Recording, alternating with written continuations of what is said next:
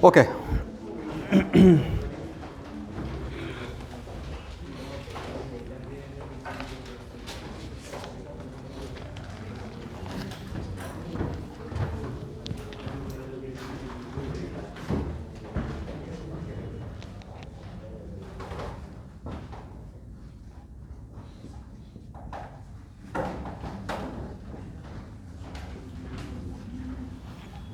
बोलिए यहाँ पे हाइपर कंजन होगा या नहीं होगा? कल के क्लास बताया था ना कि हाइपर कंजन कौन करता है?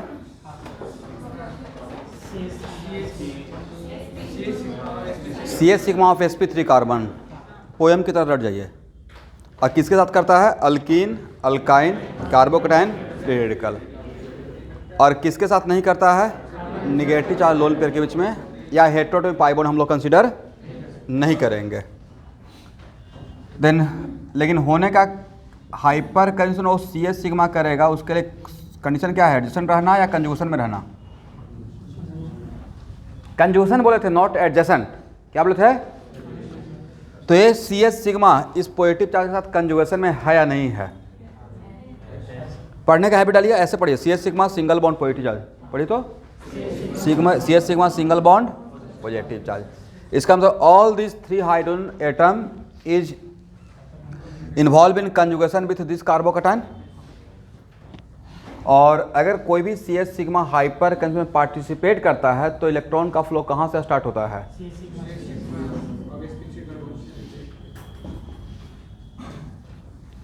करेक्ट। तो यहाँ देखेंगे क्या बनेगा एवरीवन, इसका one of the R S A रहेगा, और यहाँ पे क्या हो जाएगा? पहले से पॉजिटिव चार्ज, अब एक इलेक्ट्रॉन का प्रॉफिट, तो यहाँ पे चार्ज 0 और यहाँ पे चार्ज आ जाएगा। करेक्ट।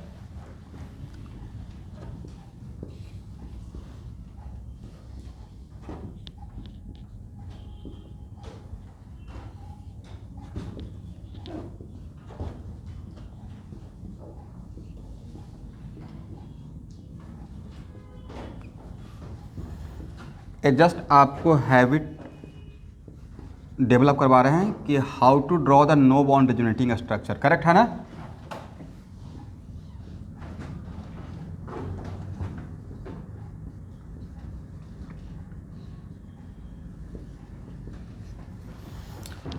तो बोलिए हाउ मेनी NBRS?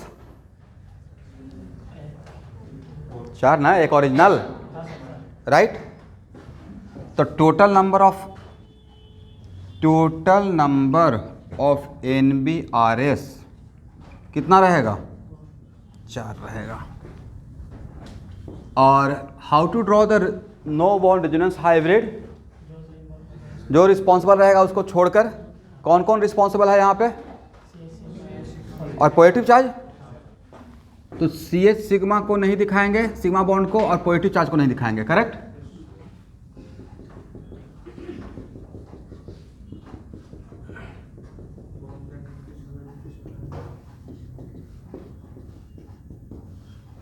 करेक्ट है ना? और इन सारे डेल प्लस का सम 1 यूनिट पॉजिटिव चार्ज के बराबर रहेगा, क्योंकि ये रूल था कि अगर किसी एक आर एस में कंप्लीट 1 यूनिट पॉजिटिव चार्ज, तो सारे आर एस में कितना रहेगा? सारा वही चलेगा। It is just like resonance. Correct.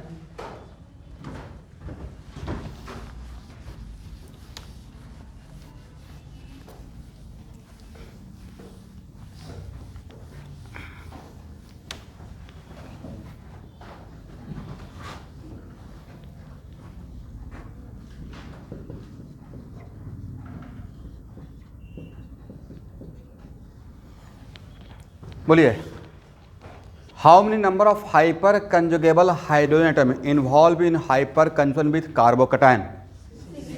6। Correct है ना? तो क्या आप लोग ये अभी ड्रॉ नहीं करना है, बट अगर रिक्वायरमेंट हो तो ड्रॉ तो कर लेंगे। तो टोटल नंबर ऑफ NBRS कितना रहेगा? मुझे लगता है कि 7 रहना चाहिए। 6 + 1 ओरिजिनल। करेक्ट, 7। ठीक है।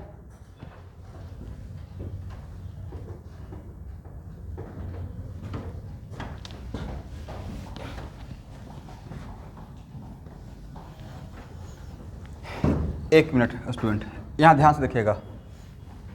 अगर कुछ एग्जाम्पल ले रहे हैं तो कुछ इसका एडवांटेज भी लेते चलेंगे। एक कितना डिग्री कार्बोकटायन, यहाँ देखिए, जब कार्बोकटायन का डिग्री पूछेंगे तो कार्बोकटायन जिस पे उसको सर्किल कर लीजिएगा और उसे डायरेक्टली कितना अटैच है वो देखिएगा। तो इस कार्बन से डायरेक्टली कितना अटैच है, इसका जिस पे कटायन उससे डायरेक्टली 1 कार्बन अटैच है, इसको बोलेंगे 1 डिग्री R प्लस, क्या बोलेंगे, प्राइमरी कटायन। क्या बोलना है, प्राइमरी। एक कितना डिग्री कार्बोकटायन, क्या बोल सकते हैं, 2 degree R plus. Very good.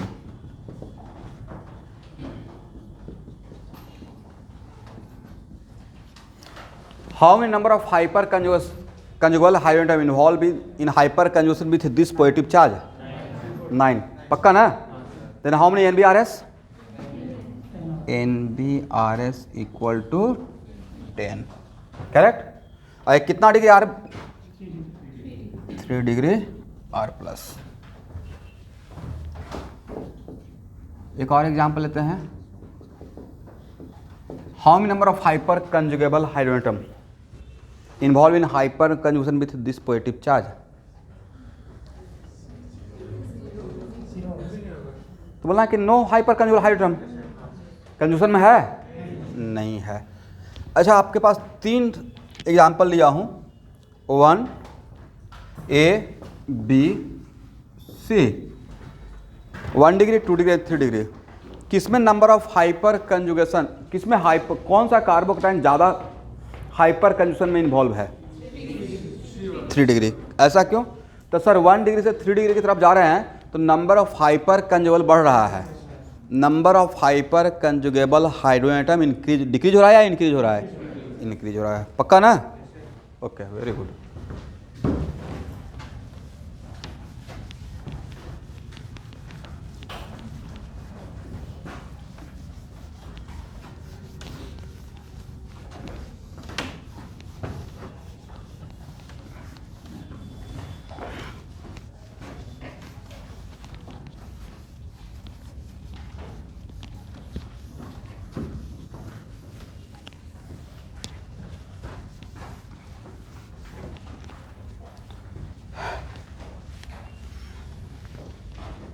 चलिए, इसका मतलब कार्बोकटायन के साथ तो आप हाइपर कंजुगेशन कर लेंगे, पाई बॉन्ड के साथ भी कर लेंगे।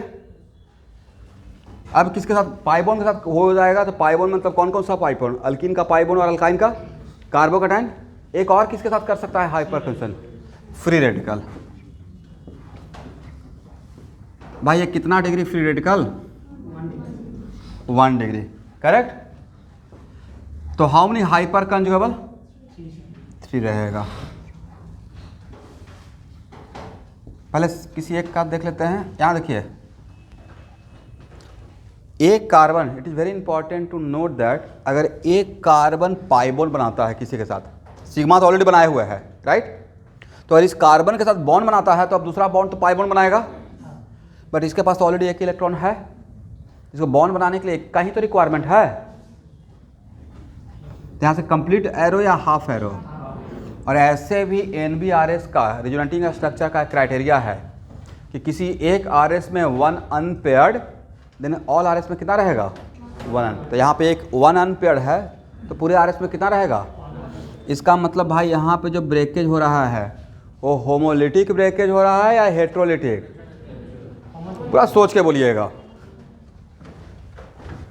मतलब बिल्कुल ट्यूनिंग बैठाकर। होमोलिटिक का मतलब अपना अपना बांट लिए और हेट्रोलिटिक मतलब दोनों लेके चले गए, राइट। तो होमोलिटिक ब्रेकेज होता है तो हाफ एरो ट्रेवल करता है। तो यहाँ पे 2 इलेक्ट्रॉन यहाँ से आए कि 3 इलेक्ट्रॉन मिलकर बॉन्ड बनाएगा। एक बॉन्ड बनाने के लिए नेचुरली 2 ही इलेक्ट्रॉन चाहिए। तो यहाँ ऑलरेडी इसके पास एक है तो इसको यहाँ से कितना जाएगा, 1 जाएगा, करेक्ट है ना। तो यहाँ पे होमोलिटिक ब्रेकेज होगा और होमोलिटिक ब्रेकेज होगा तो इसको लॉस हुआ क्या, क्या इसका इलेक्ट्रॉन यहाँ पे रहेगा, बट लुक्स लाइक व्हाट,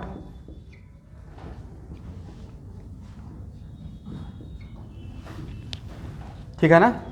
चलिए यहाँ देखिए, तो इस तरीके से यहाँ पे कितना NBRS होगा एवरीवन, 3 हाइड्रोजन करेगा, एक ओरिजिनल स्ट्रक्चर कितना हो जाएगा, 4 हो जाएगा, ठीक है।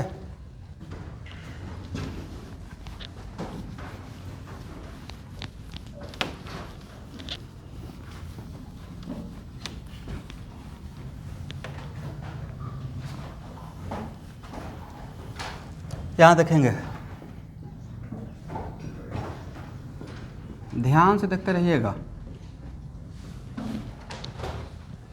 How many number of hyper conjugable hydrogen atom. Exam में सिर्फ ऐसे ही पूछा जाएगा, किसके साथ करेगा वो नहीं पूछा जाएगा, तो हम लोग बोल देते हैं, राइट। कितना होगा 6, पक्का होगा ना 6। कितना डिग्री रेडिकल 2 डिग्री। ड्रॉ कर लेंगे सारा आर एस, तो एन बी आर एस कितना होगा, एन बी आर एस होगा 7। Very good. CH3 radical CH3 कितना नंबर ऑफ हाइपर कंजुगल, साथ में लिखते रहिएगा नंबर ऑफ हाइपर कंजुगल, आप लोग का लर्निंग प्रोसेस है।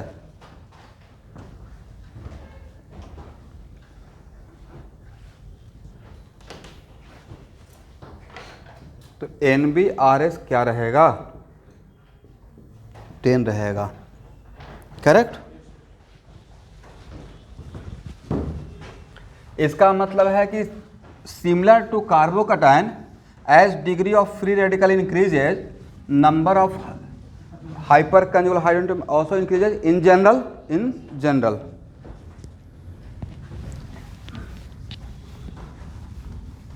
अब यहाँ देखेंगे, ये 2016 का क्वेश्चन है, शायद उस टाइम पे IPMT नाम था या नीट था, आई डोंट नो, लेकिन मतलब मेडिकल का ही क्वेश्चन है।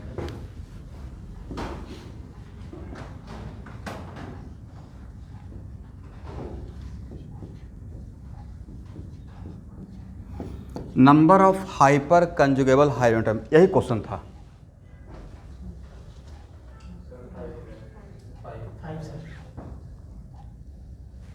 ये 3 हाइपर कंजुगेशन में है, ए भी है और ए भी हाइपर कंजुगेशन में है। लुक्स लाइक 6 ना, अभी जानते हैं ना, बट एक्चुअल में अगर वो रूल नहीं जानते, होता ना कि नहीं, ब्रेड रूल पढ़ाता ही नहीं, ब्रिज हेड कार्बन क्या होता है, बस ये बोलता है कंजुगेशन में होना चाहिए, तब तो correct answer should be what 6, looks like 6। But क्या ये हाइड्रोजन ये कंजुगेशन में है, sp3 कार्बन भी है, sp3 कार्बन है, CH sigma single bond radical conjugation में है, बट एक कंजुगेशन में होते हुए भी क्या रेजोनेंस करेगा, हाइपर कंजुगेशन करेगा, क्यों नहीं करेगा सर। अगर ये हाइपर कंजुगेशन में इन्वॉल्व होता है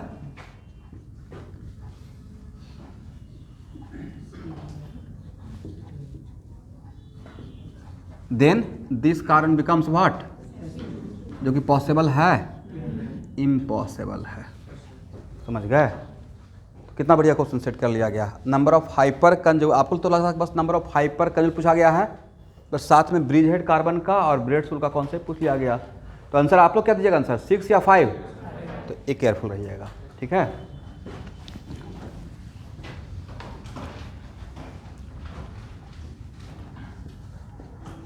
तो number of hyper conjugable hydrogen atom equal to 5, ठीक है, not 6।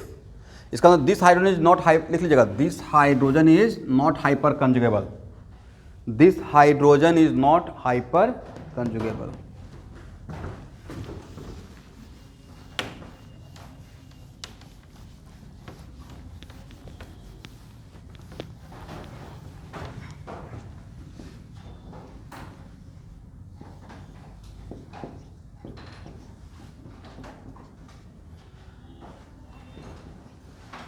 How many hyper conjugable hydrogen atom, क्या बोल रहे हैं, किनका आंसर 6 है, जिनका आंसर 6 है वो एक बार ऐसे लिखकर कंजुगेशन चेक करेंगे। CH sigma single bond positive charge conjugation में है, तो करेक्ट आंसर क्या रहेगा, 4 रहेगा ना भाई। कैसे काम चलेगा आप लोग का, ये ऑलवेज दिखाना पड़ेगा कि यहाँ पे हाइड्रोजन छुपा हुआ है, यहाँ भी तो एक है, हाँ ना, कुछ बोलते ही नहीं है, गलती करके भी हाँ नहीं कुछ नहीं बोलते हैं। 3R1 कितना होता है 4, करेक्ट आंसर क्या रहेगा, हाँ बोलिए। अरे 4, ओके, ये अच्छा था रिप्लाई। नहीं, एक मिनट, जल्दीबाजी में मिस्टेक हो सकता है, बट अलर्ट रहना है, क्योंकि इतना आसान क्वेश्चन को अगर छोड़ के आइएगा, लेकिन ये हम लोग के लिए आसान होगा क्योंकि हम लोग ये जानते हैं, बट एक्चुअली आसान था नहीं।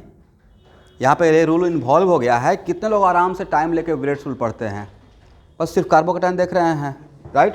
तो यहाँ पे नंबर ऑफ हाइपर कंजुगेबल कितना रहेगा? 4 रहेगा।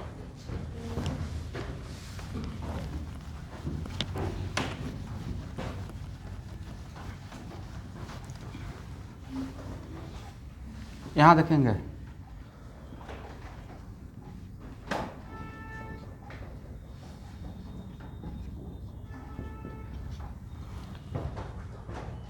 How many number of hyper conjugable, इसका ऑप्शन क्या है? sp2। बट आपको जब 22 साइक्लो पढ़ा रहे थे तो उसमें 3 टाइप का था, ब्रिज्ड, फ्यूज्ड एंड स्पाइरो। तो मैं बोला था कि ब्रिज्ड में सिर्फ नहीं होता है हेड पे sp2, बट फ्यूज में बिल्कुल पॉसिबल है, ठीक है ना। तो हेड पे ही मैं पोएट्री आर्ट डेवलप कर दिया। देन हाउ मेनी हाइपर कंजुगेबल, बोलिए भाई, फिर से मिस्टेक करते हैं। अभी तो बोले 4, तो यहाँ पे आप 5 रहेगा आंसर, हमेशा 4 ही रहेगा। सॉरी स्टूडेंट, एक्सट्रीमली सॉरी, 1 2 3 4, हाँ 4 रहेगा, 4, एक्सट्रीमली सॉरी। तो कितना रहेगा आंसर? 4 रहेगा।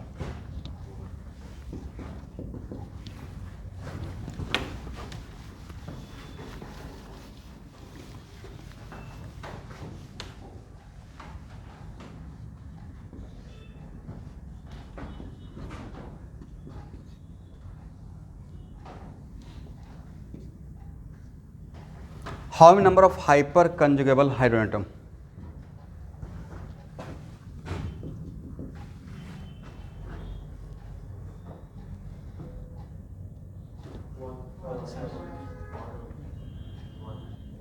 कितना होगा आंसर?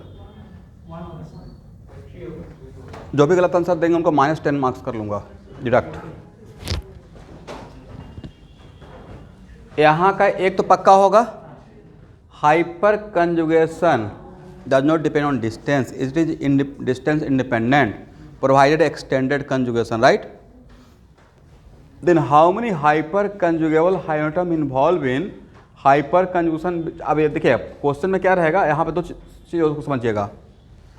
हाइपर कंजुगेशन यहाँ पे पाई बॉन्ड भी करेगा और पोजिटिव चार्ज भी करेगा। अगर किसी क्वेश्चन में ये मेंशन नहीं किया है किसके साथ, तो सबके साथ जितना हो रहा है वो सबको काउंट करके बताना है। लेकिन एक क्वेश्चन में मेंशन कर दिया how many hyper conjugable hydrogen atom involve with carbocation, तब सिर्फ कार्बोकैटायन, और नहीं मेंशन करेंगे तो सारे सिस्टम के साथ, correct.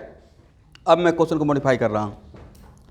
How many hyper conjugable hydrogen atom involve in hyper conjugation with positive charge, correct answer is 3। कैसे? CS सिग्मा सिंगल बॉन्ड, यहाँ से इलेक्ट्रॉन का फ्लो होगा, तो CS sigma single bond double bond single bond positive charge, और इधर से भी तो होगा।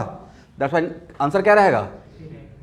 टोटल नंबर ऑफ हाइपर कंजुगेबल, जब टोटल बोल रहे हैं तो इसके साथ सब मिलाकर, तो total number of hyper conjugable hydrogen atom equal to, answer क्या रहेगा? 3। अब मेरा क्वेश्चन है how many hyper conjugable hydrogen involve with pi bond.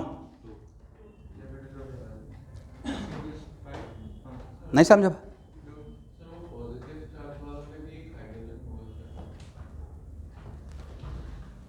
यहाँ पे तो एक हाइड्रोजन रहेगा, नहीं sp2 कार्बन का हम लोग CS सिग्मा नहीं लेते हैं, sp2 कार्बन का CS सिग्मा नहीं लेते हैं, करेक्ट है ना। ये तो सिर्फ किसका लेते हैं CS सिग्मा? sp3 का, ओके।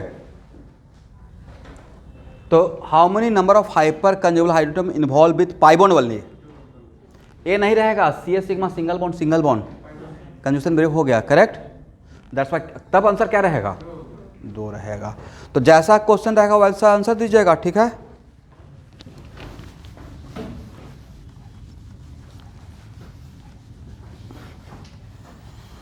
चलिए यहाँ तक समझ में आ गया।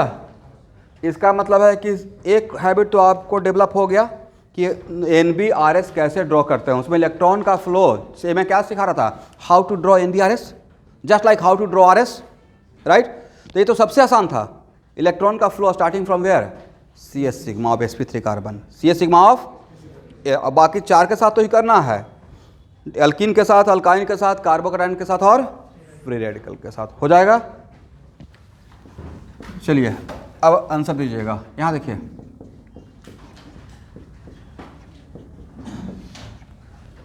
NBRS, जल्दी जल्दी आंसर दे दीजिए।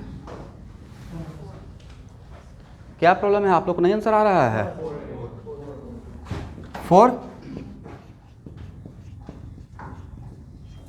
NBRS, बोलिए भाई क्या समस्या है? आंसर आप लोगों को देना है, मैं सिर्फ पूछूंगा, ठीक है। CS3 NBRS 10,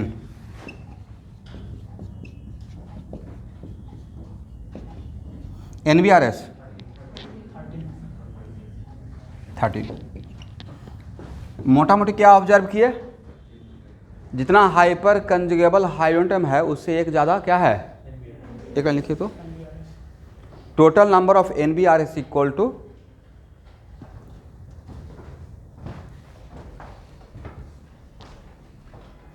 total number of NBRS equal to total number of hyper conjugable hydrogen atom plus 1.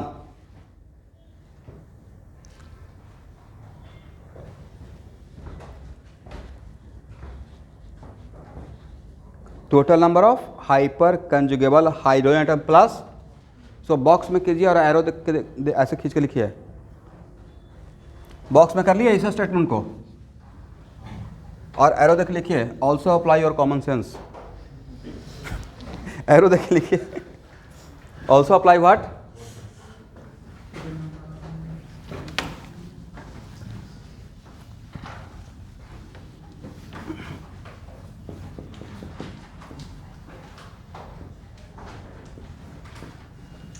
How many number of hyper conjugable hydrogen atom,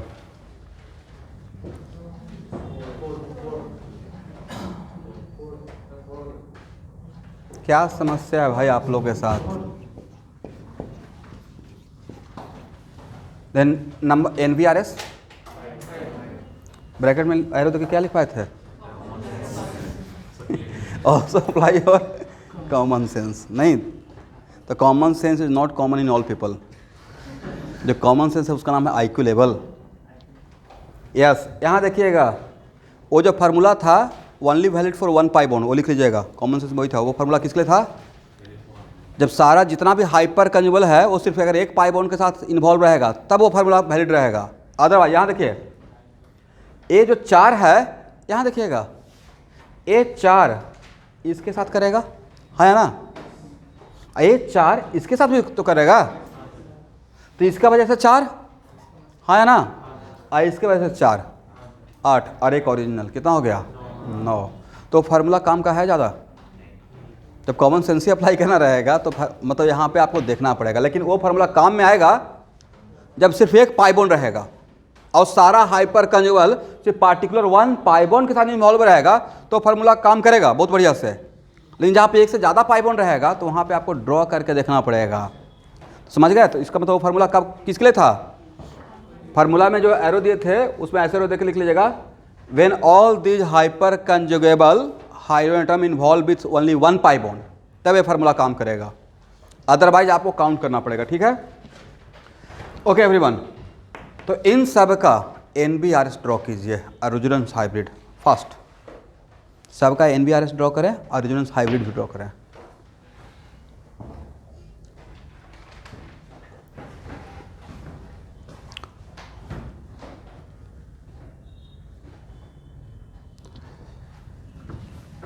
but एक काम कर, यहाँ देखिएगा, यहाँ देखिए, एक काम करने से बचिएगा, ऐसा नहीं कि A इधर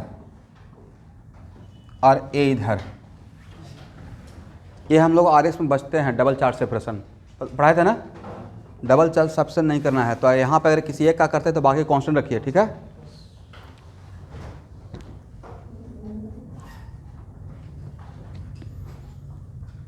हो गया।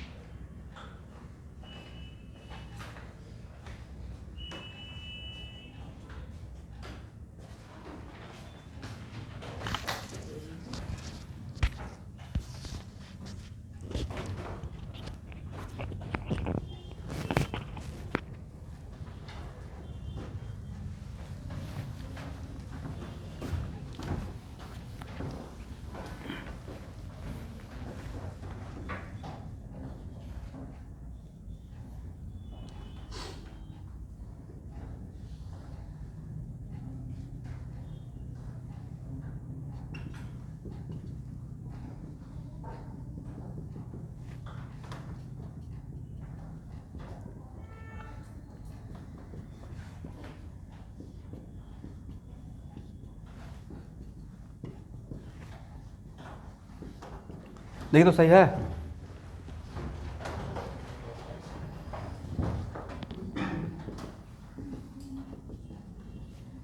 No bond resonance hybrid.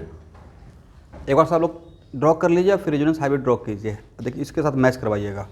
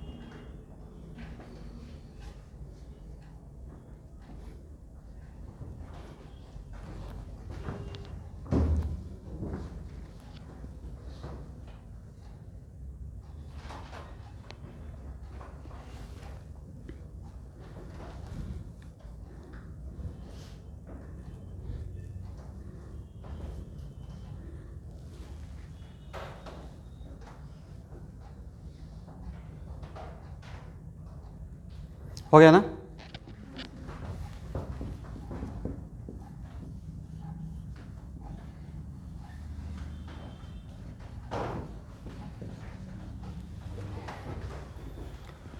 यहाँ पे हाइपर कंसन होगा या नहीं होगा?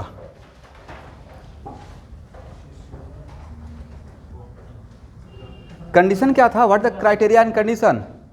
sp3 का सी सिग्मा होना चाहिए और C double bond C, carbon carbon के बीच का pi bond. Then how many hyper conjugable, sorry how many, सबसे पहला question, how many hyper conjugable hydrogen atom? 3। How many NBRS?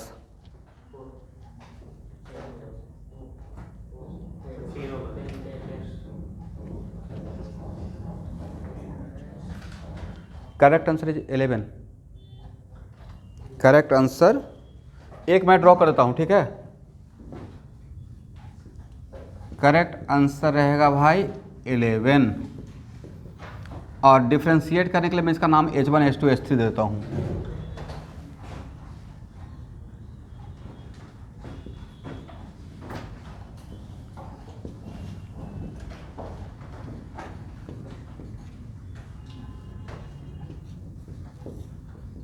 यहां तक आप लोग समझ पाए?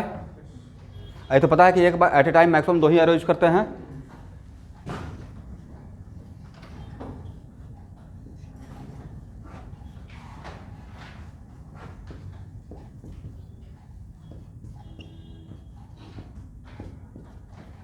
यहां तक समझ में आया?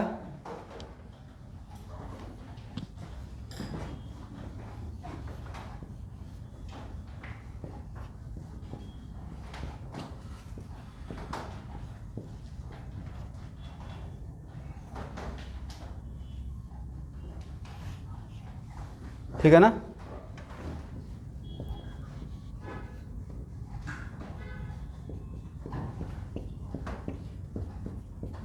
ये हो जाएगा फर्स्ट, ये हो गया सेकेंड, ये हो गया थर्ड, ये हो गया फोर्थ, और ये क्या रहेगा फिफ्थ। तो एक से सिर्फ मिला 5, तो इसे भी कितना मिलेगा 5, बट उसमें 2 रिपीट होगा, first and last, first and last. इससे भी कितना मिलेगा 5, बट उस 5 में 2 अगेन रिपीट हो जाएगा, फर्स्ट एंड। तो पहले में मिलेगा 5, दूसरे में मिलेगा 3, और तीसरे में मिलेगा क्या 3। क्योंकि अब यहाँ पे H1 में प्लस है, अगर इसको स्टार्ट करेंगे तो H2 पे प्लस रहेगा, इसको स्टार्ट करेंगे तो क्या रहेगा H3 पे प्लस रहेगा। तो करेक्ट आंसर क्या रहेगा, ये भी आ जाएगा भाई। Total number of NBRS equal to what, 5 + 3 + 3 equal to कितना 11। समझ में आ गया सबको एवरीवन। स्टूडेंट ये जो हम लोग बेंजीन रिंग का, फिनाइल रिंग का, इस अल्काइल मिथाइल के साथ जो हाइपर कंसोल किए, तो इसमें इलेक्ट्रॉन का फ्लो रिंग से बाहर हो रहा है या रिंग से अंदर हो रहा है? देख तो रहे हैं कि इलेक्ट्रॉन का फ्लो बाहर से अंदर हो रहा है, राइट। और अगर benzene ring, phenyl ring resonance या रेजोनेंस के जैसा किसी भी प्रोसेस के साथ इन्वॉल्व है, तो उसका इफेक्ट 2 पोजीशन पे आता है, ऑर्थो एंड पैरा पे। तो निगेटिव कहाँ पे डेवलप हुआ है, ऑर्थो एंड पैरा पे। समझ में आ गया। अब यहाँ देखिए, इससे ध्यान से देखिएगा, ये आपको आसान बात नहीं है। मान लेते हैं कल के डेट में टॉलिन का मैं रिएक्शन पढ़ा रहा हूँ, एरोमेटिक सिस्टम का, क्लोरीनेशन ऑफ टॉलिन, राइट। मतलब इलेक्ट्रोफाइल जाना है, तो कहाँ जाएगा, ऑर्थो एंड पैरा पे। क्यों? क्योंकि electron density due to hyper conjugation, electron density कहाँ पे ज़्यादा है, ऑर्थो एंड पैरा पे। लेकिन फिर भी ये बात बिना पढ़ाए हुए अगर टीचर को समझाना है तो सिर्फ वही बोलते हैं कि यहाँ पे अल्काइल रहेगा तो ऑर्थो एंड पैरा पे लेके जाना है, अगर अल्काइल रहेगा तो कहाँ लेके जाना है, ortho and. But what is the main sense behind it, process of hyper conjugation, process of what, तो कौन सा डायरेक्टिंग रहेगा, ortho para directing. Hyper conjugation सबसे ज़्यादा यूज होता है रिएक्शन में, हाइपर कंजुगेशन सबसे ज़्यादा यूज होगा रिएक्शन की रिएक्टिविटी पे, ठीक है। ये बात समझ में आ गया।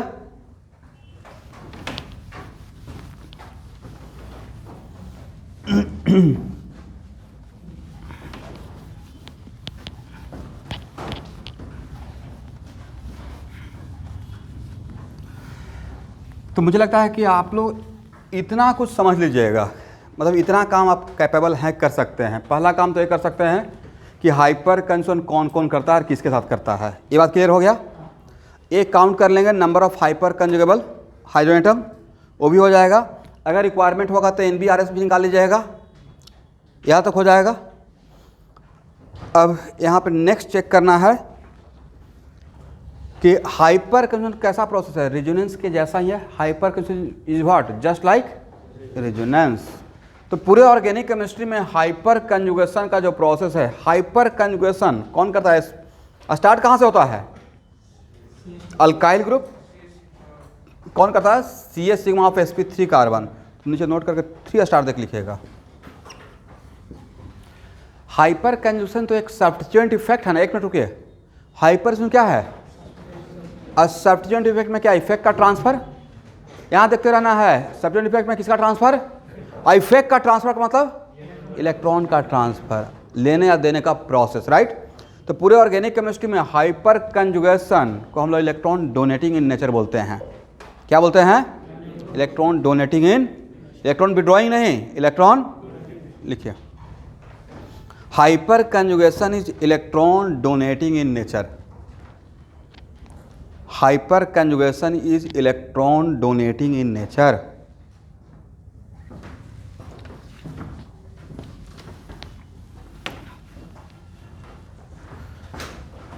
अब यहाँ पे देखेंगे स्टूडेंट,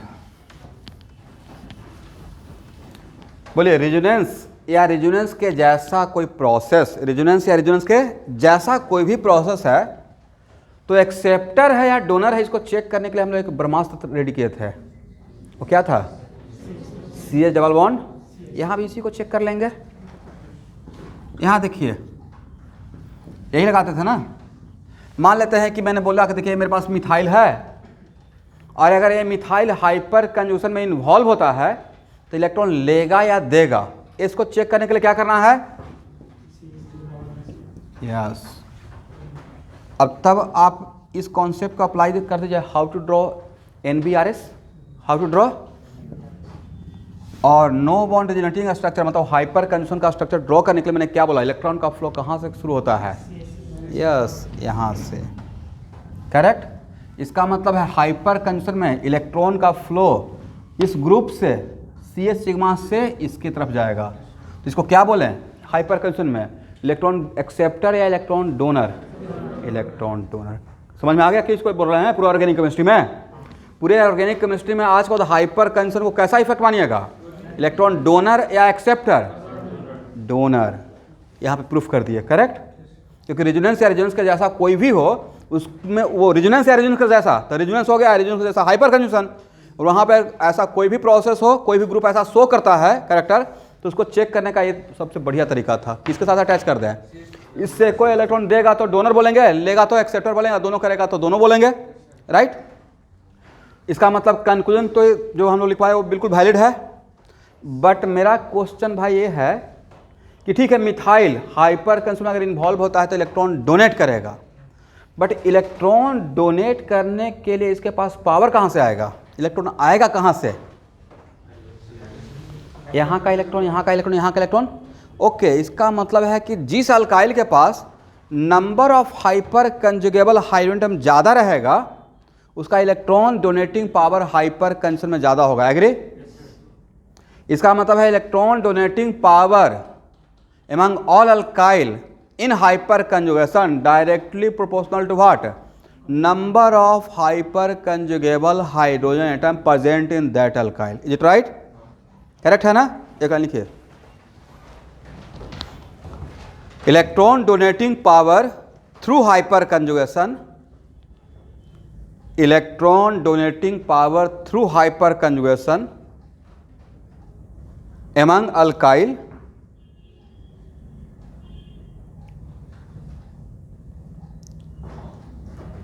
डायरेक्टली, ऐसा दीजिएगा sign, directly proportional to number of hyper conjugable, directly proportional to number of hyper conjugable hydrogen atom present in that alkyl, present in that alkyl.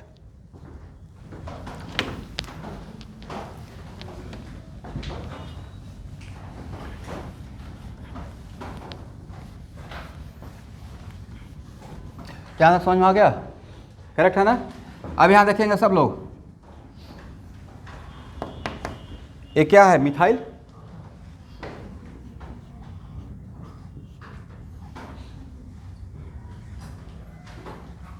Ethyl. इसको 1 डिग्री अल्काइल बोल सकते हैं, 1 डिग्री आर। इसको कितना degree are? Alkyl का मतलब इधर का मत लिखिएगा, फिर इसका इसके अंदर ये फेसिंग एलिमेंट है। राइट। 2 degree R. ठीक है। CH3 CH3 CH3, एक कितना डिग्री अल्काइल? 3 degree are. तो 3 डिग्री आर, 2 डिग्री आर जिनको आता है इसका आंसर वो अभी थोड़ा सा वेट करेंगे, बाकी लोग का कॉन्सेप्ट चेक कर लेते हैं। 3 degree R, 2 degree R, 1 degree R methyl में, इन चारों में electron donating power through hyper conjugation सबसे ज़्यादा किसका रहेगा? 3 डिग्री, उसके बाद 2 डिग्री, उसके बाद 1 डिग्री, और सबसे कम। देखिए यही हैबिट आपका रहेगा एग्जाम में। किसी रेजोनेंस में कौन सा ज़्यादा इलेक्ट्रॉन एक्सेप्टर था, डोनर था, उसके लिए हम लोग CH डबल बॉन्ड CH2 लगाते थे। आपने जिसको सबसे ज़्यादा बोला उसका पावर 0 है हाइपर कंजूशन में, उसके पास एक भी हाइपर कंजुगेबल नहीं है। क्यों? आपने क्रॉस चेक किया? मैं सबको बोल रहा हूँ, स्पेशली इनको बोल रहे हैं। यहाँ पे भाई इसको अटैच करेंगे ना, क्या समस्या है आप लोगों के साथ? सबसे बड़ा समस्या सर लिखना नहीं चाहते हैं।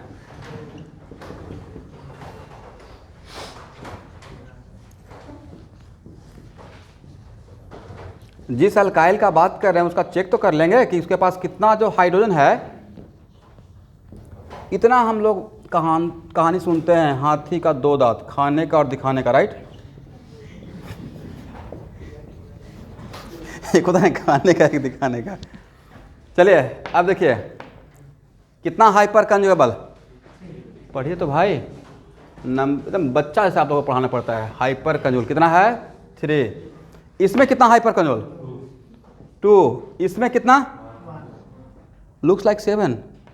देखने से कैसा लग रहा था? आप लोग यही सोचे थे ना 7, बट यहाँ का हाइड्रोजन क्या इसके साथ कंजुगेशन में है? CH sigma single bond. और यहाँ पे लुक्स लाइक 9, हमने हाइपर कंजुगेबल। तो भाई जब हाइपर कंजुगेबल इसके पास है ही नहीं, जब अटैच करेंगे तो यहाँ का हाइड्रोजन क्या कंजुगेशन बन पाएगा? दैट्स वाई इसका हाइपर कंजुगेशन के थ्रू इसका इलेक्ट्रॉन पावर क्या है? 0 है। सबसे ज़्यादा किसका रहेगा? मिथाइल का। अब याद रहेगा? ठीक है। इसका मतलब ऑर्डर क्या हो गया? इलेक्ट्रॉन डोनेटिंग, बहुत कमाल का चीज़ है, बहुत बड़ा चीज़ है, right. Electron donating power through hyper conjugation. सबसे एमंग अल्काइल सबसे ज़्यादा CH3, उसके बाद 1 डिग्री R, उसके बाद 2 डिग्री R, और सबसे कम, ये तो करेगा ही नहीं बट फिर भी ऑर्डर में लिख देते हैं, ठीक है।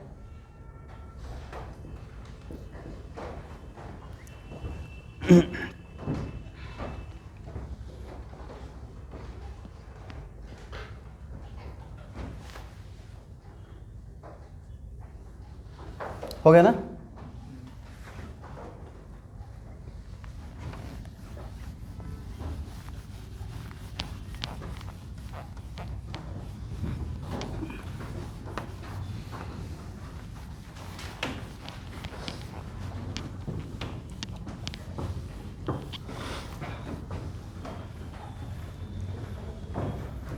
अब यहाँ देखेंगे student,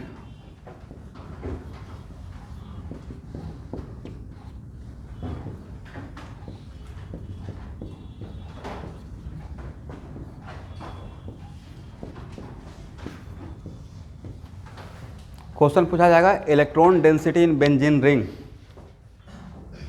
electron density in benzene ring.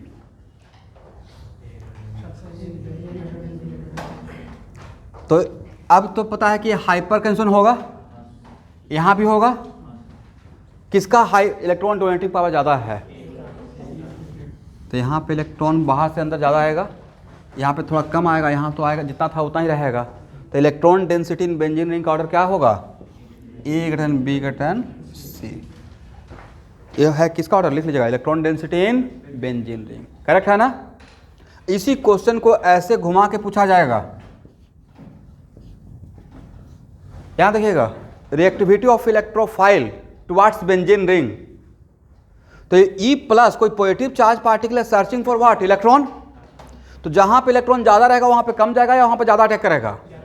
तो इन तीनों रिंग में सबसे ज़्यादा रिएक्टिविटी E+ के लिए किसके पास रहेगा? कौन E+ को ज़्यादा बुलाएगा? तो नहीं लगता इनडायरेक्टली हाइपर कंजन कॉन्सेप्ट था, या इनडायरेक्टली किसका क्वेश्चन कॉन्सेप्ट था? हाइपर कंजन। तो जितना भी यहाँ पे देख रहे हैं हाइपर कंजन, उसका विगरस यूज और रिगरस यूज होगा रिएक्शन में। तो इसको एक बार देख लेते हैं। इसी को क्या हम लोग लिख सकते हैं? Reactivity of ring towards what? E+। Same different order रहेगा या सेम ऑर्डर रहेगा? सेम ऑर्डर रहेगा।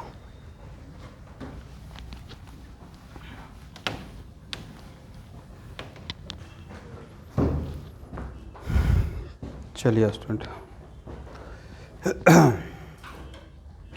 यहाँ तक हो गया।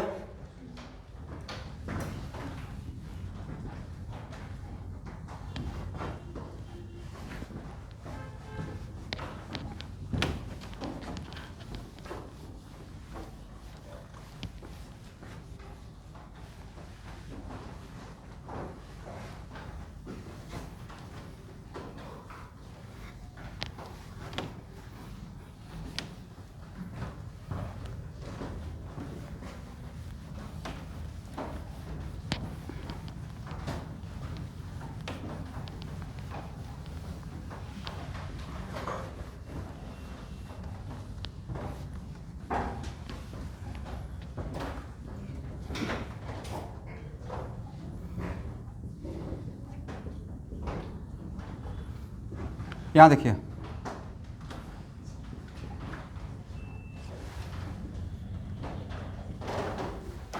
ध्यान से देखिएगा, कोई भी चार्ज पार्टिकल, इसका बहुत बढ़िया से हम लोग डिस्कस करेंगे रिएक्शन इंटरमीडिएट, बट यहाँ से ही हम लोग थोड़ा समझना स्टार्ट करते हैं। कोई भी charge particle for better stability, कल के क्लास में भी मैं बोल रहा था, कोई भी charge particle for better stability अपना अमाउंट ऑफ चार्ज ज़्यादा करना चाहेगा या कम करना चाहेगा। इसका मतलब पॉजिटिव चार्ज को किस टाइप का ग्रुप स्टेबलाइज करेगा, एक्सेप्टर या डोनर। वो इसे इलेक्ट्रॉन डोनेट करता है तो इसका अमाउंट ऑफ चार्ज कम होगा, और ये ऑलरेडी पॉजिटिव चार्ज है और इसे लेगा तो और इसमें अमाउंट ऑफ पॉजिटिव चार्ज ज़्यादा होगा। इसका मतलब दो डायग्राम बनाया हुआ है, एक ए है और एक ए है, करेक्ट है ना? सॉरी, इसमें कार्बोकैटायन का स्टेबिलिटी का ऑर्डर किस में ज़्यादा रहेगा? पक्का ना? A cation, B, stability of carbocation.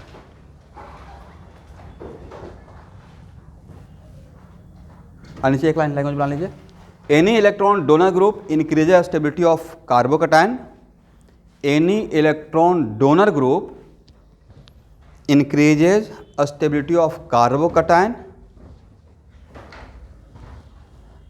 and any electron acceptor group decreases stability of carbocation। सही है?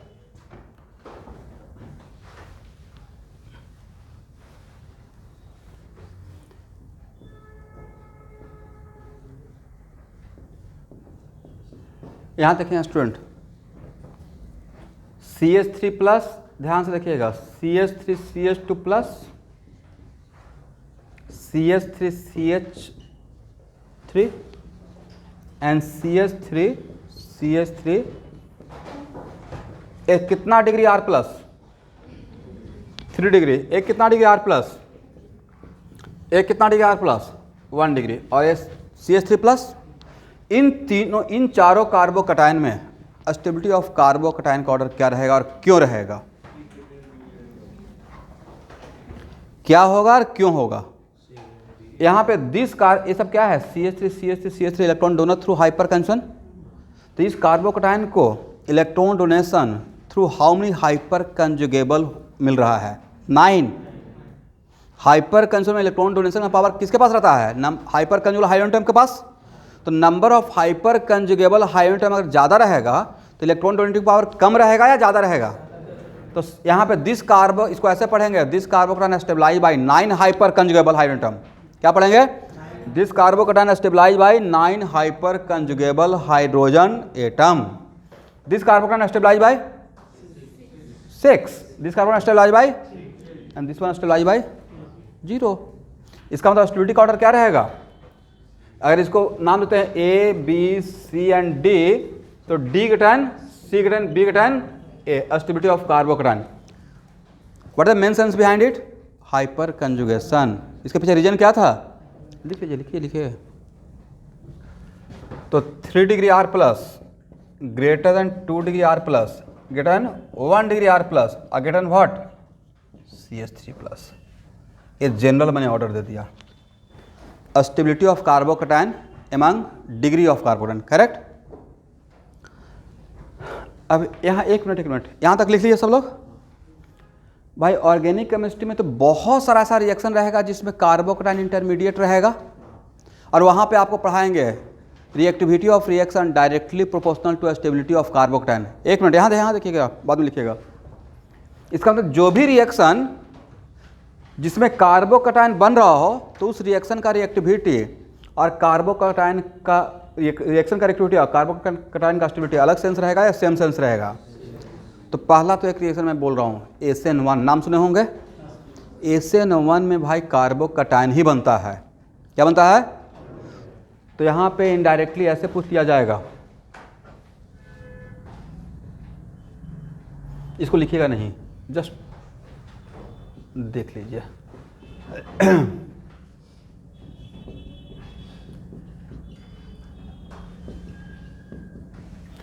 ये है 3 degree RX, 2 degree RX, 1 degree RX और CH3X, राइट? Halogen group. तो SN1 होता है तो Cl माइनस पहले चला जाता है, Cl माइनस पहले। SN1 2 स्टेप रिएक्शन है, एलिमेंट्री रिएक्शन नहीं है, कॉम्प्लेक्स रिएक्शन है, इसका 2 स्टेप रिएक्शन होता है। तो इसमें कार्बोकटायन बन, यहाँ पे पहले Cl माइनस जाता है तो SN1 में इंटरमीडिएट बनता है कार्बोकटायन, करेक्ट। तो SN1 का रिएक्टिविटी पूछेंगे तो किसका स्टेबिलिटी देखना है, कार्बोकटायन, प्रोड्यूस कार्बोकटायन का स्टेबिलिटी देखना है। तो अभी हम लोग इसको रिएक्शन में नहीं देख रहे हैं, बट इतना तो बात है कि जहाँ भी रिएक्टिविटी कार्बोकटायन का स्टेबिलिटी पे डिपेंड करेगा वहाँ पे हम लोग को फायदा पहुँचा देगा, ये कॉन्सेप्ट है ना, ठीक है।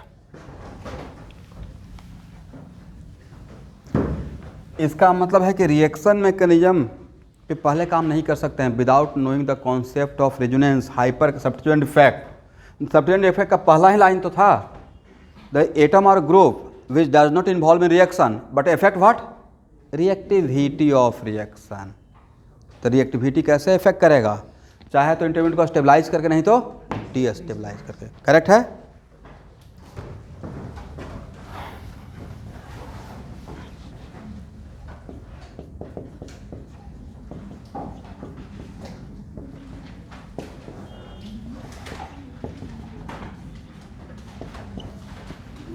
चलिए ए और बी में स्टेबिलिटी का ऑर्डर क्या रहेगा,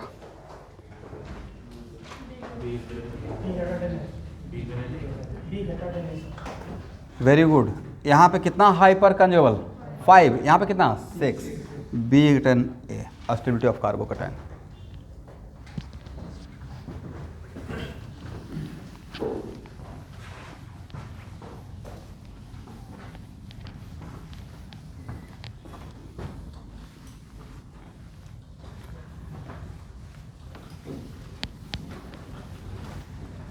हो गया।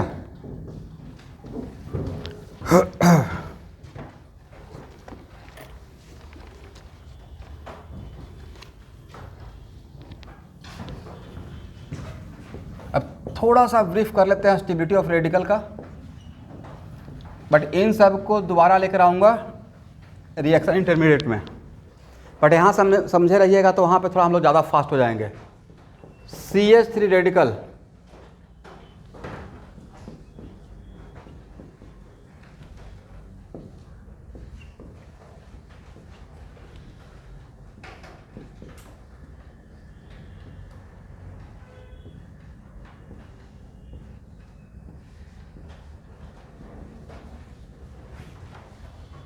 How many electron around the carbon, 2 2 4 2 6 1 7। तो CH3 रेडिकल इलेक्ट्रॉन रिच कहलाता है या इलेक्ट्रॉन डिफिशियंट? ऐसा लगता है कि इसके पास इलेक्ट्रॉन प्रेजेंट है, बट रियलिटी है कि इलेक्ट्रॉन डिफिशियंट है। It is 1 electron less than octet, it is 1 electron less than octet. तो फ्री रेडिकल क्या है, इलेक्ट्रॉन डिफिशियंट। तो जो भी इलेक्ट्रॉन डिफिशियंट पार्टिकल है उसको इलेक्ट्रॉन डोनर ग्रुप स्टेबलाइज करेगा या डीस्टेबलाइज करेगा, स्टेबलाइज करेगा। अब फ्री रेडिकल क्या है, रिएक्शन इंटरमीडिएट भी है, क्या है, रिएक्शन इंटरमीडिएट, करेक्ट है ना। तो हाइपर कंजन किस नेचर का है पूरे ऑर्गेनिक केमिस्ट्री में, डोनर, और ये क्या है, इलेक्ट्रॉन डिफिशियंट। इसका मतलब हाइपर कंजुगेशन का प्रोसेस फ्री रेडिकल को स्टेबलाइज करेगा या डीस्टेबलाइज करेगा। एक लाइन लिख लीजिएगा, free radicals are electron deficient, free radical are electron deficient, it is 1 electron less than octet, it is 1 electron less than octet, therefore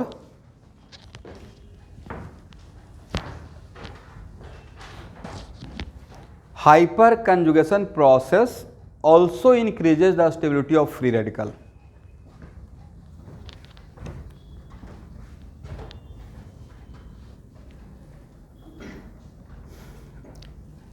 देखिए मैं ये नहीं बोल रहा हूँ कि सिर्फ हाइपर एक मिनट मैं दोबारा बोल दूंगा, मैंने ये नहीं बोला कि सिर्फ हाइपर कंजन का प्रोसेस ही स्टेबलाइज करेगा, ये भी स्टेबलाइज करेगा, बाकी जो भी इलेक्ट्रॉन देगा स्टेबलाइज करेगा, राइट। जैसे प्लस एम इलेक्ट्रॉन डोनर वो भी स्टेबलाइज कर सकता है, बट हम लोग अभी हाइपर कंजन पढ़ रहे हैं इसलिए मैंने बोला hyper also increases stability of free radical.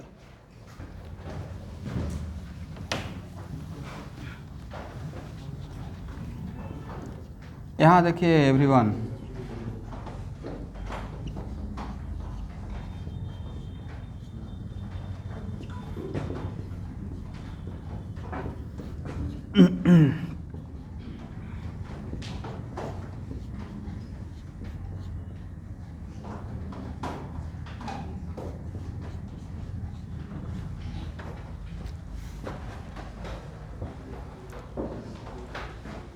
यहाँ पे this free radical involve with how many hyper conjugable 3, यहाँ पे कितना 6, यहाँ पे कितना 9। इस फ्री रेडिकल को कितना हाइपर कंजुगेबल हाइड्रोजन एटम से इलेक्ट्रॉन मिल रहा है 9 से। यहाँ पे कितना 6 है, यहाँ पे कितना, यहाँ पे। तो इन सब में सबसे ज़्यादा स्टेबिलिटी किसका रहेगा, लिखिए D greater than C greater than B greater than A, stability of free radical. अब पॉइंट ऑफ व्यू सोचने का, हाइपर कंजुगेशन आंसर दे रहे हैं, राइट। पॉइंट ऑफ व्यू भी लिख लीजिएगा, ड्यू टू हाइपर कंजुगेशन। और एक्चुअली कितना डिग्री रेडिकल था, 3 डिग्री ना, 3 degree radical greater than 2 degree radical greater than 1 degree radical और सबसे कम CH रेडिकल। स्टेबिलिटी का एक जनरल ऑर्डर दे दिया।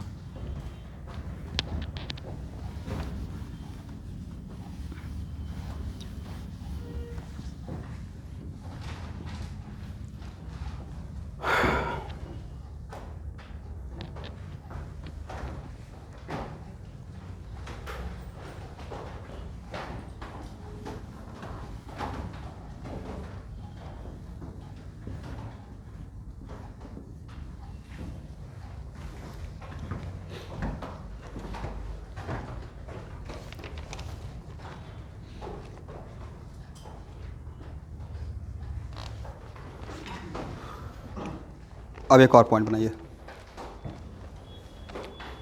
Just like resonance,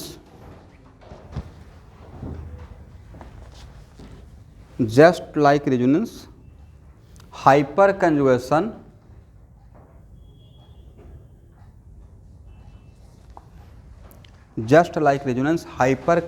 also increases the stability of molecule. Hyperconjugation also increases the stability of molecule. अब एक minute रुकेंगे, resonance कैसे molecule का स्टेबिलिटी को इंक्रीज करता था, by way of what,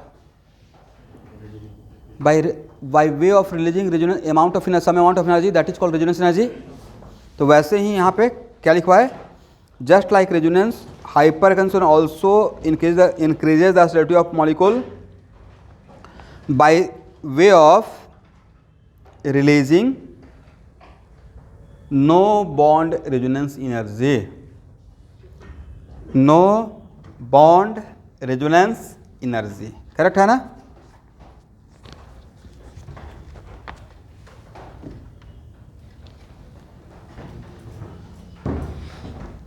hyper conjugation also increases the stability of molecule by way of releasing no bond resonance energy. Resonance का process में जो एनर्जी रिलीज होता है उसका नाम था रेजोनेंस एनर्जी। तो इस प्रोसेस में जो एनर्जी रिलीज होगा उसका नाम क्या रहेगा, नो बॉन्ड रेजोनेंस एनर्जी। और नो बॉन्ड रेजोनेंस एनर्जी क्या बोल सकते हैं, डायरेक्टली प्रोपोर्शनल टू, एक minute, directly proportional to extent of hyper conjugation, agree ना। और hyper conjugation directly proportional to number of hyper conjugable hydrogen atom. तो क्या डायरेक्टली यहाँ पे लिख दें, directly proportional to number of hyper conjugable hydrogen atom. No bond resonance energy directly proportional to number of hyper conjugable hydrogen atom.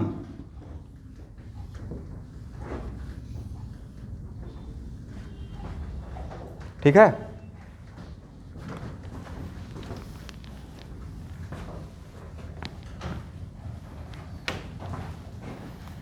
आप लोग एक rule का नाम सुने जिसका नाम है सेटजेफ रूल, सेटजेफ या जेडजेफ, एक ही आदमी का दो नाम है, सेटजेफ या जेडजेफ, सेम ही है।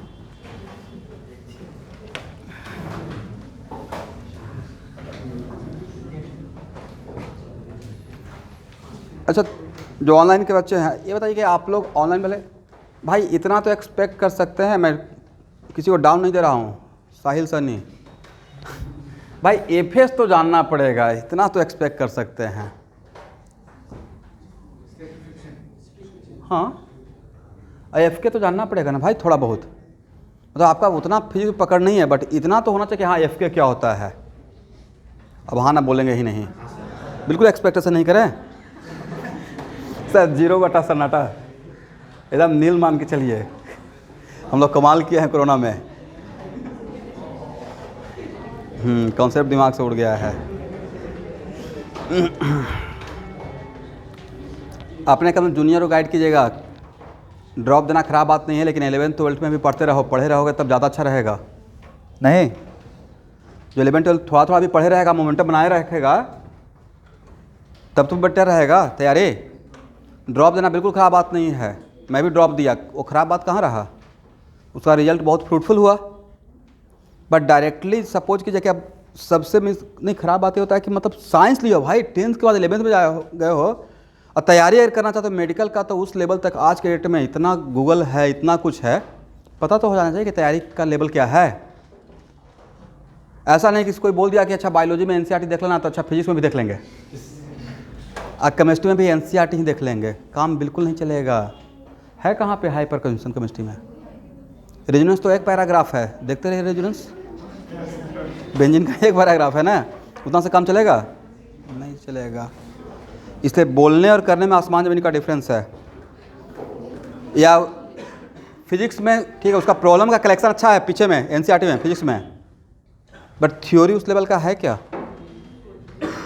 है ही नहीं। थ्योरी क्या है उसमें? तो अरेंजमेंट ही गलत है भाई। ये कुछ ऐसा है कि पहले पूरा खाना खा लिया, अब खाना बनाने का विधि पढ़ रहे हैं। मतलब पहले रिएक्शन कर लिए, फिर क्या पढ़ रहे हैं? Reaction mechanism. सही ओरिएंटेशन क्या होना चाहिए? पहले रिएक्शन कर लें, उसके बाद उसका रिएक्शन मैकेनिज्म। रिएक्शन मैकेनिज्म जानकर ही तो रिएक्शन करेंगे। लॉजिकल बात हुआ, ये लॉजिकल बात नहीं कर रहा हूँ, बहुत सही बात बोल रहा हूँ। और इसका मतलब एनसीईआरटी का बुक को फिर से एक बार रिवाइज करने का रिक्वायरमेंट, बहुत सही तरीके से अरेंज करने का रिक्वायरमेंट है, बहुत तरीके से। क्या 11th में भाई कैलकुलस दो, थोड़ा पूरा कैलकुलस का यूज़ कर लिया 11th में, पढ़ कब रहे हैं? 12th में। एग्री ना? पूरा ग्राफ का यूज़ कर लिया 11th में। फिजिक्स में आता है ना, रिग्रेस ग्राफ आ जाता है, राइट? तो मतलब अब उस हुआ क्या है ना कि बच्चों के प्रेशर थोड़ा सा अलग, किसी बोर्ड का नाम नहीं लूँगा, ख़राब बात हो जाएगा, तो अलग चीज़ों को और आसान करने की बच्चे के माइंड पे प्रेशर कम पड़े, राइट? और जब सबसे ज़्यादा जिस टाइम पे बच्चे का एनर्जी होता है प्रेशर लेने का, वो होता है 10th के बाद। 10th जब बच्चा करते रहता है, कोई अच्छा स्कूल का अच्छा स्टूडेंट हो, तो उसके अंदर एक अजीब सा जज्बा रहता है काम करने का, लाइफ में कुछ बनना है। उस टाइम पे उसको सही मोमेंटम और डायरेक्शन दे दिया जाए। हम लोग कोशिश करते हैं, लेकिन वही होता है कि कोशिश बच्चे का गलती नहीं रहता, स्कूल वाले का भी उतना कॉपरेशन है, या वो लोग अपने बोर्ड की तरफ रहते तो बच्चे मतलब पूरा पजल हो जाता है। इधर कोचिंग का प्रेशर, उधर स्कूल का प्रेशर, बीच में बेचारा क्या करेगा, राइट? तो उसमें सही नहीं हो पाता है। और उसमें जो स्मार्टली निकाल लिया और रिजल्ट होता भी है तो उनका हो जाता है। या जो सही से आप थोड़ा वेट करके, जैसे एक स्टूडेंट से मिलवाए थे ना, जेनिथेल कश्यप, राइट? तो जो आप ड्रॉप दिया और सही से तैयारी कर लिया, इसलिए ड्रॉप, लेकिन ड्रॉप देने का मतलब ये होता है कि 11th कुछ पढ़ते रहिए। जैसे आप आए हैं तो कुछ तो पूरा कंप्लीट क्लियर कटर नॉलेज नहीं, लेकिन थोड़ा बहुत तो जान रहे हैं। थोड़ा बहुत जानने से भी काम चल जाएगा, कम एफर्ट लगेगा। अब प्लस ड्रॉपर बैच में भी मेरे from my point of view कम से कम 10 मंथ चाहिए आराम से, तब भी अच्छे से पढ़ाया जा सकता है। अब उसमें बहुत सारा स्टूडेंट, मैं तो काउंसलिंग या कॉलिंग करवाता हूँ ना हर साल, तो कॉल इसी का तो ज़माना आ गया। तो उसमें लोग बोलते हैं अच्छा नहीं अभी तो मैं नीट दिया हूँ, सामने लोग पता है कि उसका नीट में नहीं होने वाला है। नीट अरे भाई नहीं होने वाला है तो अगला दिन पता चल जाता है आंसर की। देखिए विदाउट वेस्टिंग टाइम अब पढ़ाई स्टार्ट कर दीजिए अगर तैयारी करना है तो। अब प्लस कोई कुछ भी बोलते रहे कि हाँ नहीं सेल्फ स्टडी से हो जाएगा, ठीक है सेल्फ स्टडी से भी होता है, मैं उसके अगेंस्ट नहीं हूँ मैं, लेकिन उसमें ज़्यादा टाइम लगेगा ना। अगर मैं सेल्फ स्टडी से करता, ऑब्वियसली इस लेवल का ऑर्गेनिक डेवलप नहीं होता, बट वो कम टाइम में डीके से इस लेवल का ऑर्गेनिक डेवलप करवा दिया। और इनके पढ़ाने के बाद तो यकीन मानिए IIT के क्वेश्चन बैंक का ऑर्गेनिक ऐसे लगता था, इस लेवल का सर ने पढ़ा दिया और इस बुक को ख़त्म करवा दिए थे। तो IIT क्वेश्चन बैंक कुछ लगेगा? इससे बहुत नीचा क्वेश्चन उसमें है जो पूछा हुआ था, तो कॉन्फिडेंस कहाँ से कहाँ चला गया। अब IIT क्वेश्चन सब्जेक्टिव का यहाँ पूछा जाता है और अक्सर सर यहाँ का क्वेश्चन करवाते थे यूरोप का, तो IIT क्वेश्चन अगर ऐसे पढ़ाऊँ तो ऐसे ही पानी की तरह लगता था। मैं उनके पढ़ाने के बाद तो 2 दिन में ख़त्म, तो ये होता है, लेकिन हाँ उसमें एफर्ट लगता है, बहुत पेशेंस का रिक्वायरमेंट है। एक क्लास चलती थी सर का 8 to 11, 3 आवर का क्लास फिजिक्स का। कितना? 8 to 11। अब तो इस दुनिया में नहीं है, बट यकीन मानिए कि पूरे इंडिया का one of the best physics teacher. और भाई इतना क्रेज़ था कि वहाँ तो पहले एडमिशन ही नहीं मिलेगा, एडमिशन मिल गया मतलब भगवान से दर्शन हो गया, एक क्रेज़ है उनका। और उसके बाद बच्चे सीट लूटने के लिए 4 बजे भोर में सुबह में जाके सीट लूटते थे क्लास में। यस, कितना बार तो वो नमाज़ पढ़ते रहते तो भगा देते थे, मत दौड़ रहे हैं पीछे से बच्चों के पीछे। और जितना बच्चे आप बैठे हुए हैं उतना खड़ा होकर खिड़की पे ऐसे देख कर पढ़ लेता था। जितना बैठे हुए हैं ना उतना खड़ा होकर क्लास करता था। कभी कभी सर गुस्सा भी करता था। ये जो पोडियम है ना, पोडियम है यहाँ पे, तो थोड़ा बिट्स ज़्यादा था। पोडियम बच्चे पेपर बिछा के बैठ जाते थे। वो गुस्सा कर रहे हैं, भाई मुझे भी तो चलने के लिए जगह चाहिए। और क्लासरूम एसी तो बहुत दूर की बात है। वैसा टीचर का बात कर रहा हूँ जो 20 ईयर्स तक ओलंपियाड और IIT का क्वेश्चन सेट करने के टीम में थे, उनका मैं बात कर रहा हूँ, कोई आम इंसान का बात नहीं कर रहा हूँ। तो मेरा सबसे बेस्ट रिजल्ट है उनका। ओलंपियाड में जो गया था तो वहाँ पर रेफरेंस दिया था, ये टीचर क्वेश्चन सेट किया, तो मैं उनका सर का नाम था। अब मुझे हम लोग पता था कि उस टीम में हैं। तो एक्चुअल में उस लेवल का था। 8 to 11 3 आवर का, पिन ड्रॉप साइलेंट, 500 बच्चे क्लास में बैठे हुए हैं। अब 50-60 तो ऐसे खिड़की से पढ़ रहे हैं, एकदम समा बन जाता था। अब उसमें जो उनका फिजिक्स क्लास में सब लोग नहीं बैठ सकता था, वहाँ पे बैठता ही था लोग IIT एडवांस के लिए, IIT के लिए। मेडिकल लेवल बच्चे नहीं बैठते थे, और जो बैठता था उसको एम्स और IIT दोनों करना होता था। तो अजीब सा समा था। और क्लासरूम पे AC तो छोड़ दीजिए, क्लासरूम में एक वाइट वॉशिंग भी नहीं था, तो ना पेंट किया हुआ बिल्कुल। अगर बाहर से कोई जाके देख ले कि अच्छा यहाँ पे ही क्लास होता कर सकता, तो लगता है ये तो भूत बंगला है। मैंने जिस दिन जब से बना है उसके ऊपर, और उसके बाद उसमें भी गैलरी बना हुआ था, जैसे होता ना सिनेमा हॉल में AC/DC, राइट। तो उसमें ऐसे ऊपर में क्लास में उसके ऊपर भी ऐसे गैलरी बनाया हुआ था। इतना क्राउड रहता था, एकदम पसीने पसीने सब है, क्लास कर रहे हैं, बट आवाज़ बहुत ज़्यादा था, एकदम लास्ट बेंच तक जाता था। कभी मैथ नहीं पढ़ाते थे, और एकदम बिल्कुल ब्लैक बोर्ड और चौक, इतना ultimate writing, you can't believe. बच्चे का पागलपन था कि बच्चा उनका लेक्चर को रिकॉर्ड करता था। पहले कैसेट आता था रेक्टेंगुलर टाइप का, राइट। तो उसमें तो ये बड़ा अजीब सा क्लास था वो। तो बहुत मतलब हम लोग कह सकते हैं कि I am the luckiest student कि जो उनका मैं स्टूडेंट हूँ। तो कम से कम 5000 IITian प्रोड्यूस किए होंगे, 1-2 नहीं। मतलब क्लास में 40-30 ऐसे IITian प्रोड्यूस होता था। तो फिजिक्स पढ़ाते थे अल्टीमेट लेवल का, और DK सिंह का तो कहना ही नहीं है। तो जो मेरा केमिस्ट्री का, ऑर्गेनिक का जो पढ़ाने का तरीका है, और जो फिजिक्स का, वो उनका ही इन्फ्लुएंस है, उसमें उनका कंट्रीब्यूशन है। और वो होना भी चाहिए, जिससे आप पढ़िएगा उसी का रिफ्लेक्शन आएगा। तो उस तरीके से ही कोशिश करता। अब उसमें मैं थोड़ा मॉडिफाई किया, वो डायरेक्टली उस लेवल का पढ़ाना स्टार्ट करूँगा तो फिजिक्स आप लोग यहाँ से भाग जाइएगा। तो मैं एक्चुअली उसको तोड़ के थोड़ा आसान करके पढ़ाता हूँ। अदरवाइज़ डायरेक्ट इरोडो का प्रॉब्लम लेना स्टार्ट करेंगे, रहिएगा। और रिक्वायरमेंट भी नहीं है, जैसा ज़माना वैसा ढलना पड़ेगा।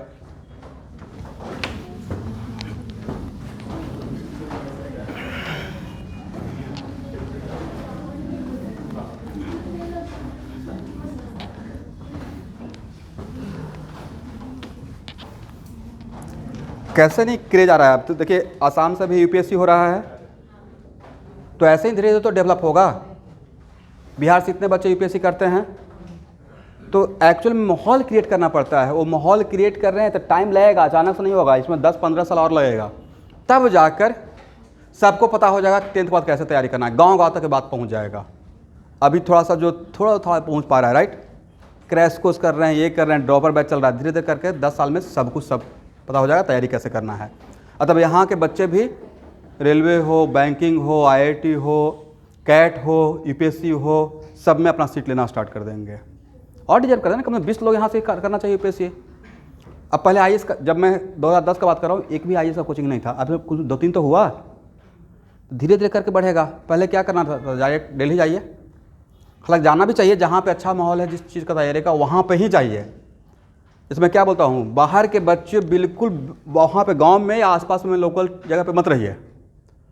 यहाँ कभी कोई ब्रांड वहाँ जाता है मत रुकिए, डायरेक्ट गुवाहाटी आइए, क्योंकि यहाँ आइएगा तो 10 कोचिंग का जानिएगा, माहौल सबका पढ़ने का कहाँ पे क्या हो रहा है, ज़्यादा आपको एक्सपोजर मिलेगा। कुछ नहीं हुआ तो कम से कम आपको इतना तो आइडिया हो जाएगा कि हमारा करियर कैसे और बना सकते हैं। इसलिए अपने जो भी जूनियर रहेगा उनको बोलिए कि पढ़ते रहो, थोड़ा कष्ट होगा बट छोड़ना नहीं, ऐसा नहीं कि 100% बोर्ड की तरफ शिफ्ट हो गए। चलिए इसी बात पे एक एग्जांपल लेते हैं।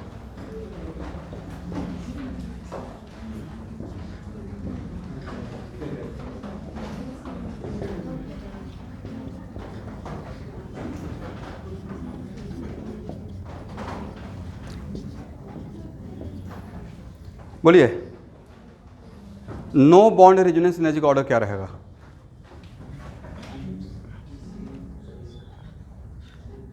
सब में कॉमन बात है, एक ही पाई बॉन्ड है, राइट? कॉमन क्या है? 1 double bond 1 double bond 1 double bond. इसमें हाउ मेनी हाइपर कंजुगेबल?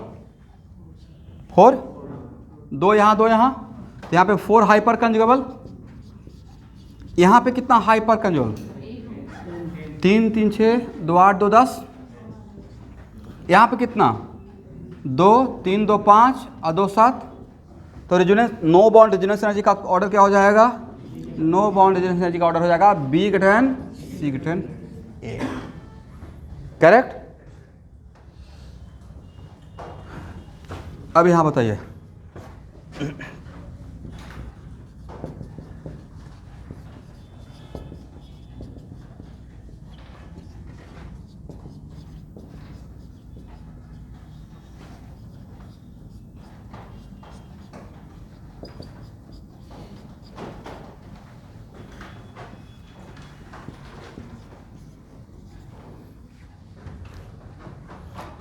यहाँ देखिएगा, एक कैसा अल्कीन ट्राई सब्स्टिट्यूटेड, एक कैसा है ट्राई सब्स्टिट्यूटेड। बताए थे ना डबल बॉन्ड का कैसे निकालते हैं। एक क्या है डाई सब्स्टिट्यूटेड, एक क्या है मोनो सब्स्टिट्यूटेड डबल बॉन्ड, और विदाउट सब्स्टिट्यूएंट। इन सब में नो बॉन्ड रेजोनेंस एनर्जी का ऑर्डर क्या होगा? नो बॉन्ड रेजोनेंस एनर्जी इस एग्जांपल में क्या होगा एवरीवन? सर डी, उसके बाद सी, उसके बाद बी, और ए में तो होगा ही नहीं। करेक्ट? और किसी सिस्टम से, यहाँ देखिए, किसी सिस्टम से अगर एनर्जी ज़्यादा रिलीज हो रहा है तो वो सिस्टम डीस्टेबलाइज होगा या स्टेबलाइज होगा? दिस इज द वजह more substituted alkene are more, स्टेरजा प्रूफ यूज करेंगे, more substituted alkene are more stable with respect to less substituted. What the main sense behind it? Hyper conjugation. क्योंकि more substituted रहेगा तो वहाँ पे हाइपर कंजुगेशन ज़्यादा होगा, और जहाँ पे हाइपर कंजुगेशन ज़्यादा होगा वहाँ पे नो बॉन्ड रेजोनेंस एनर्जी ज़्यादा रिलीज होगा, और सिस्टम से एनर्जी ज़्यादा रिलीज हुआ तो उसका स्टेबिलिटी इंक्रीज होगा। समझ में आ गया है? तो नीचे एक लाइन लिखिए, from here we can say that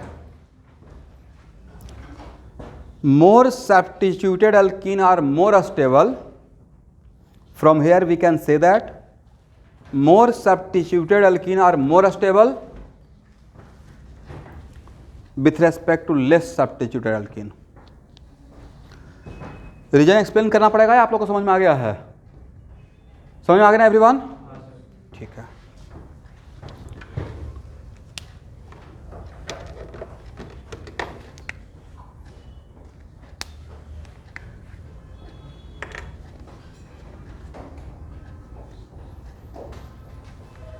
तो नेक्स्ट क्लास हाइपर कंजम्पशन का लास्ट क्लास रहेगा।